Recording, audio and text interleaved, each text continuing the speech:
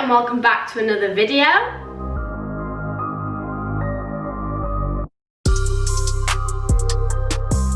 My name's Lottie for those who are new here, and now that we are in a second lockdown, I thought that I'd do another baking video because in reality, what else is there to do? We can't see anyone, we can't go out, we can't go shopping, so I thought it was time to bake again. If you haven't already, please do subscribe down below, and apart from that, let's get baking. So on my last baking video, I actually made cookies, and today I decided to make a lemon drizzle loaf because this is actually probably one of my favourite cakes. The recipe I'm following today, it's not my own because I'm not very creative. It's actually a Tanya Burr recipe, so a bit of old school YouTube for us. And the ingredients you'll need are 3 eggs, 170 grams of self-raising flour, 170 grams of caster sugar, 170 grams of butter, 1 teaspoon of baking powder, and the zest of 2 lemons. Now that I've got my apron on, the first thing I need to do is actually preheat the oven to 180 degrees, so I'm gonna go and do that now. And then it says you need to line a loaf tin. Well, I've already done that. Let's start with the ingredients. I've weighed all mine out already. In here I've got self-raising flour, caster sugar, and baking powder, and I'm just going to put all these into the mixing bowl, and then I'm going to actually add the butter. So again, 170 grams of butter just all goes into this bowl. I actually do use an electric whisk. One day I'd love to own a KitchenAid, but right now we can only dream.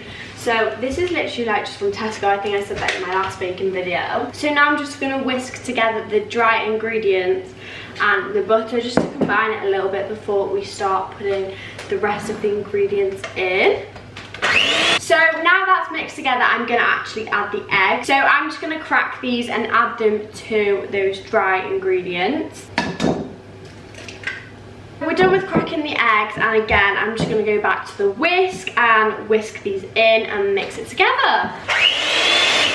I've kind of combined those together. I've not whisked it for too long because I've still got other ingredients to add, but now it just looks like that. All that's left to add is the zest of 2 lemons. I'm not very good at zesting lemons. Normally I get my mum to do this, but she's actually on a dog walk right now, so I'm going to have to grow up and do it myself. I've washed my 2 lemons, I've got them here. I'm just gonna start grating them. Now this is actually the key to zesting a lemon, this thing here, because this is really sharp, and all the other graters in my house, I've tried to use them before and they're just not, like, they don't work. I'm not very good at this part.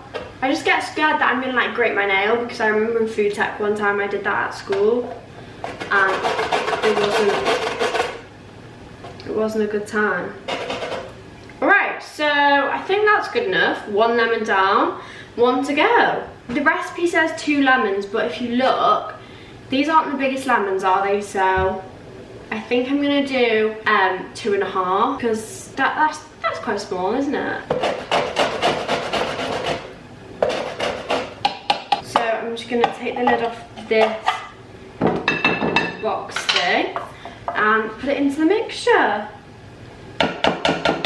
So now we've finished zesting the lemons. I've just put it all in the bowl, and I know I said I was going to use 2.5, but I think I'm just gonna whisk the lemon zest into the mixture first and then see how it looks, and maybe add a bit more lemon zest.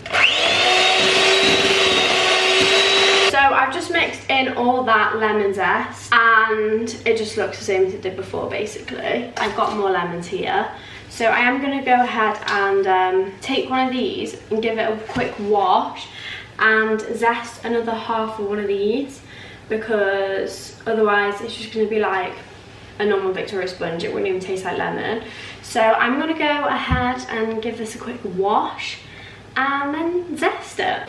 I just find baking so therapeutic, especially at the moment with uni being online and things like that. I feel like I'm always on a screen, so it's just nice to have some time off the screen. So I finished zesting that other half a lemon. It's only a little bit more, but I feel like it might just make a bit of a difference, because I don't want it to be plain, do I? I'm just getting all the lemon off the grater as well. So now that I've added the last ingredient into the mixing bowl, I'm gonna use the electric whisk and just whisk it for about 5 minutes. It makes the mixture a lot more light and fluffy, so I'm just gonna turn that on and whisk it on the highest level for about 5 minutes. And then I'll be back to put it in the baking tray. So it's been about 5 minutes of mixing now, and it just looks like that. So a nice light and fluffy cake mixture. And then I've got my tin, which I showed you I already pre-greased at the beginning.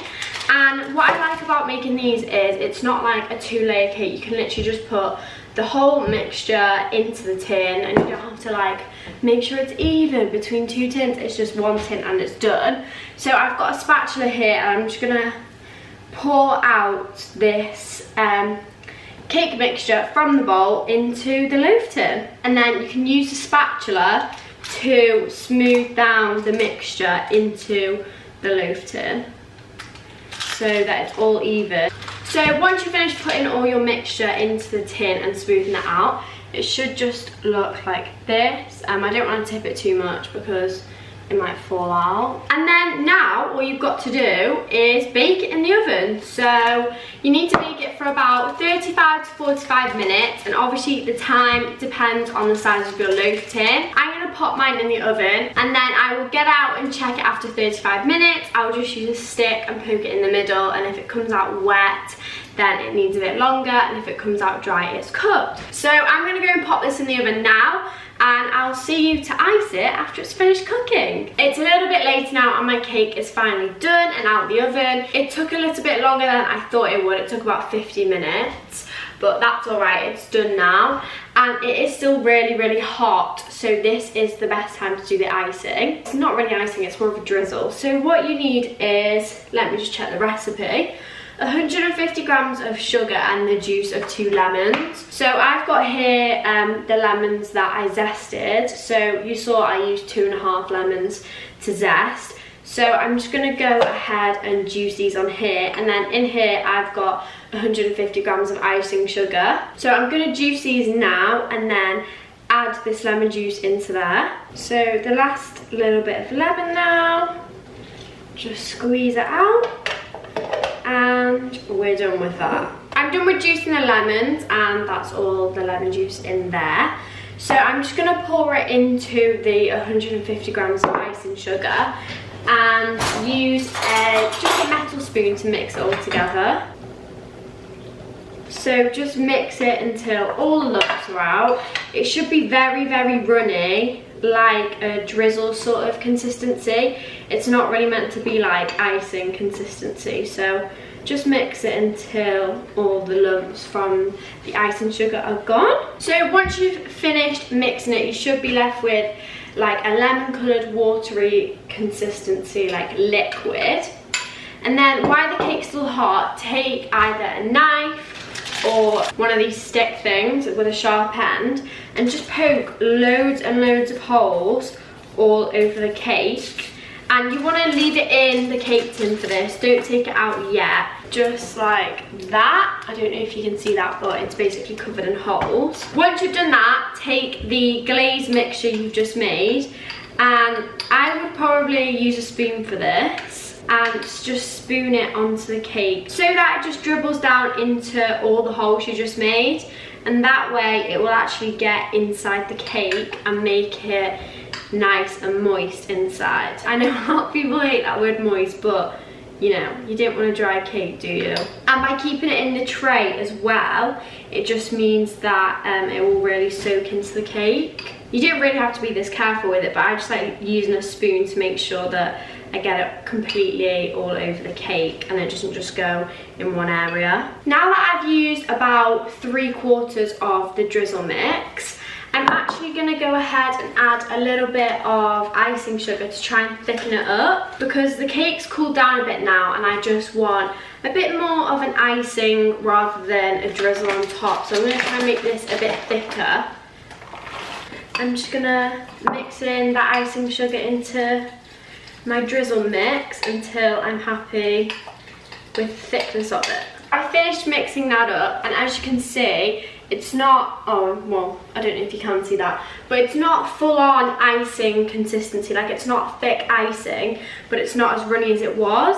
And again, I'm just gonna take my spoon and drizzle this on top. Now I've finished with the icing. It just looks like this. So as you can see, it's still really clear, but it's just put more of a glaze over the top of the cake. So I'm gonna leave this for about 20 minutes now to cool just the way it is. And then I'm gonna get it out, pop it on a plate and show you the finished results. I've tidied away, I took the cake out of the cake tin and let it cool down.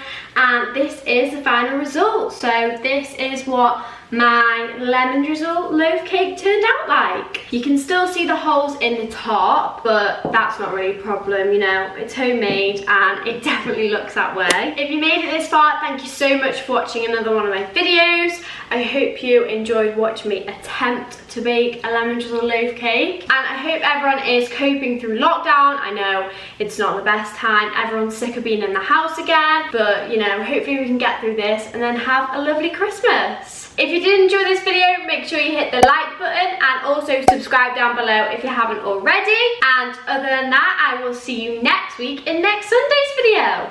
Bye!